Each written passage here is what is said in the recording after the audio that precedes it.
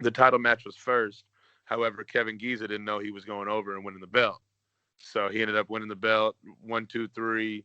And he looks up at me and like, it was just, man, he looked like a kid at Disneyland. You know what I'm saying? Like, Right. it was crazy. So, It, but no, as far as like any mistakes like that, where or not, I guess it wouldn't necessarily be a mistake because the three's a three. But right. as far as like the wrong person going over, never really had any situations like that. Definitely have had situations where, I've we took it home early and I didn't realize that I was getting ready to hit three, and I hit three, and that was the finish, and we were done. Mm, There's also been times where guys have been really, really close to kicking out, and I've hit the three, and they've rang the bell, but I didn't call for the bell, mm, so then I have to wave off the bell and say no, no, no, that was two, situations like that, and then I've I'll admit it, I'm human. We all make mistakes. There's been situations, at least a good couple. I'm not going to say a handful because I don't think it definitely hasn't been a handful, but at least a couple times where I have pulled my count on a three and the guy didn't kick out. So, and that sucks, man. That's the worst. yeah. That's the Well, worst feeling in the world. and I have to I will tell you the basis of where that question comes from is actually has a lot to do with the bigger promotions like WWE. There was Yeah. a time where um, AJ got pinned or Kevin Owens got pinned, one or the other. It was a AJ versus Kevin Owens match, and they got pinned, and they weren't supposed to get pinned. So they basically what they did is the belt changed hands, and then they're like, okay, we have to put the title back on this because that's who's supposed to have it. So they had Right. like a authority figure restart the match and things like that, so they could the right person Right. could leave with the belt. Right. And for me, like if that can happen in one of the biggest companies that's been going on for the last 30 plus years, it has to happen everywhere else. um, Absolutely. And that's why, like, even when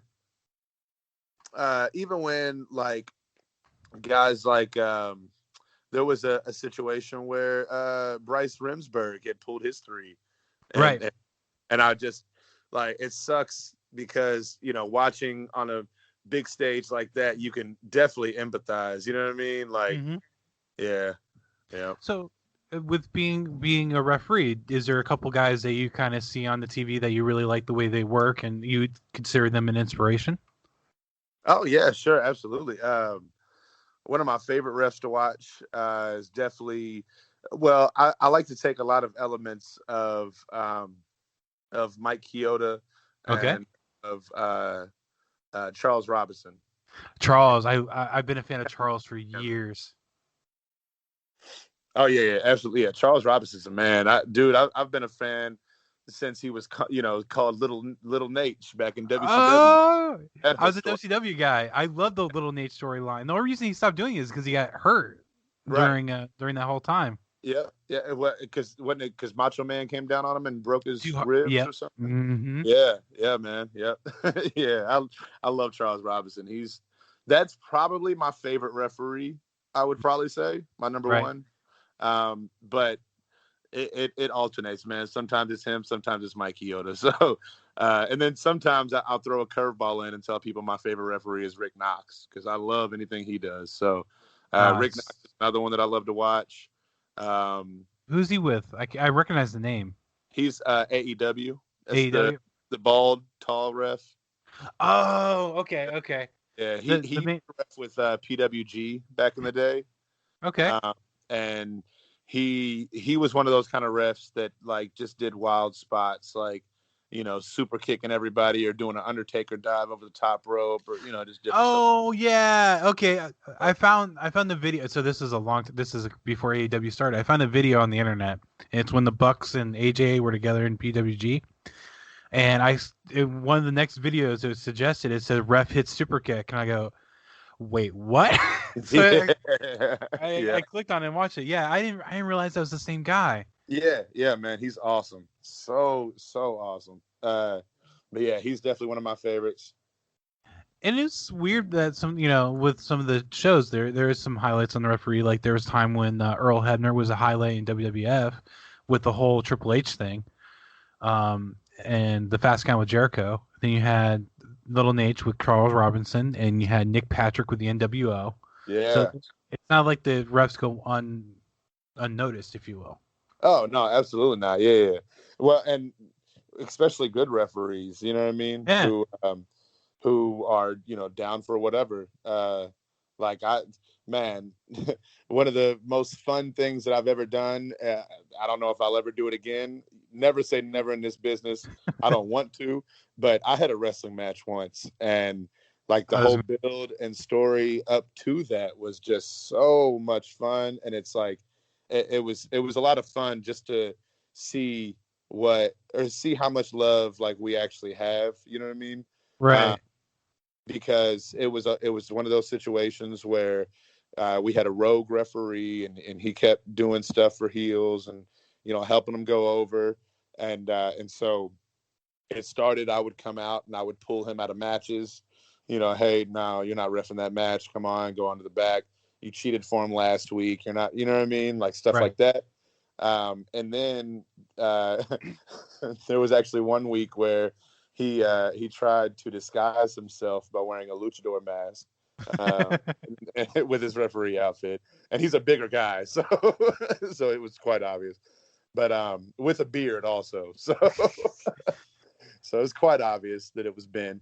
But and then it ended up leading to us having a 4-on-4 tag match for and winner gets the job as senior referee.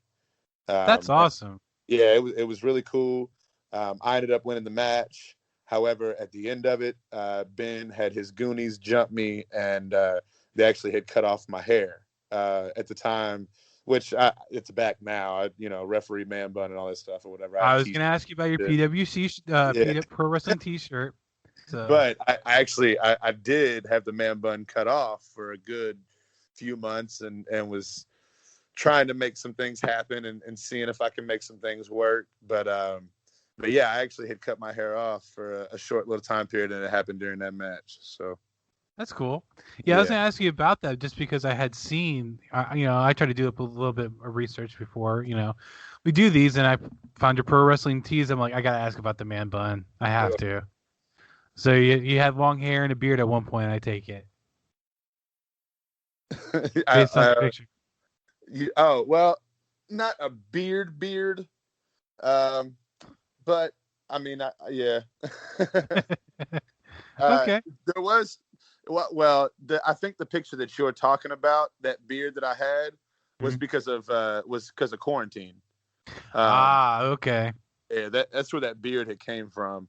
When my graphics guy had drawn up my Man Bun graphic, he added the beard that's in there because, normally I keep it a little scruff. I don't go all the way clean shaven, completely clean to the bone, but normally I keep a little bit of scruff. And I guess, and to be fair, actually, I also used to kind of rock a goatee back in the day, but during quarantine, like I had just quit, just was like, I don't have a show to get ready for. Like, I don't have anything to get ready for. Cause I didn't have to take off as long as most, in our business did. It was really only, I'd say, about 3 or 4 months, but man, were those 3 or 4 months so depressing. Cause wrestling, especially the last 4 years, has literally been like, your life. So much. Yeah. Like, no, I mean, not just my life, but it's almost been kind of an outlet, it's somewhere, it's all that, like, cause I went through a lot of BS in my personal life. I hear I'd say about 5 years ago. So once wrestling came into my life, it was like, cool. All right. Well, I can just focus on this and see where this leads. You know what I mean? So, here's something kind of funny about the picture, the graphic that you have drawn up. If I wore your shirt, people around me will assume that's a picture of me. Nice. Because I'm looking at it, I'm like, a beard, a long hair on top, pulled back, and glasses. That's what I look like. So Yeah, people assume it's me. That's great. uh, yeah, That's great. but I definitely dig the design. It's not a bad idea to get things out there like that. Well, Um, the referee man bun stuff really started just because, um, I mean, I used to have a man bun. Well, I still do have a man bun for a haircut, and people just kind of started calling me it. And I like at first, it wasn't that I didn't like it. Um, I wasn't like so thrilled about it. And then what really kind of started to what did make me slightly cringe a little bit was whenever there was a couple of announcers started to try and use it, and they would mhm. call me referee man bun, and I was like, nah, no, please, hey, can you not ever do that ever again? Like ever again. So there's only one person that still is allowed to call me that whenever he announces me, and that is Madman Pondo, because, because it's Madman Pondo. Like I'm not gonna tell Pondo no. You know what I Right. mean? Like Right. I can understand that. so, Now, was it like a real man bun, or was it that you just had your hair tied up in like a hair tie or whatever, and they just that's a man bun kind of thing? no, yeah, I had a full blown man bun. I still do, yeah. And so that was where it started, and like I ended up cutting it off because I've heard the whole, one of my first critiques, as far as like, whenever I was starting to get on some, I guess, more high profile shows and stuff, with referees that are actually on TV and different stuff. And I was like, hey, what do I need to do? What am I doing? Is there anything that I could work on? This and that. And what was kind of, somewhat promising was there really wasn't much critique on my ring work whatsoever. It was all on my appearance. You know what Mhm. I mean? Like, they don't want you to wear glasses. You got to cut your hair. Different stuff like that. And so I've heard that forever, and I obviously know eventually, like because that's the ultimate goal is the only goal is I want to make this my full time job, and so if I get signed by a certain company, I know I'm going to have to, adhere to their standards, So um, I have a plan eventually. If I have to get my hair cut again, it'll probably be in the same vein of last time. I'm definitely going to do it in the ring. But um, I don't think I'm going to cut it again until I get that job. Right. So, And because I honestly, feel like to get a little deeper on it, um, I like I felt like when I cut my hair, it was almost like I was like, okay, cool. Now it's time to get really serious. And I was going to start paying for the Evolve seminars, and I was going to start, doing all that stuff as far as the Evolve tryouts and different tryouts, across the country for different things and different stuff. But, and so that was really my plan with cutting my hair. And then as it started to grow, because my hair grows so freaking fast, um, as it started to grow and different stuff, I had friends in the business who were like, man, like, I don't even know you as Sean. Like, I just know you as Man Bun. And without the Man Bun, it's just kind of weird. It's like shit like mhm. that I was just like, like, eh.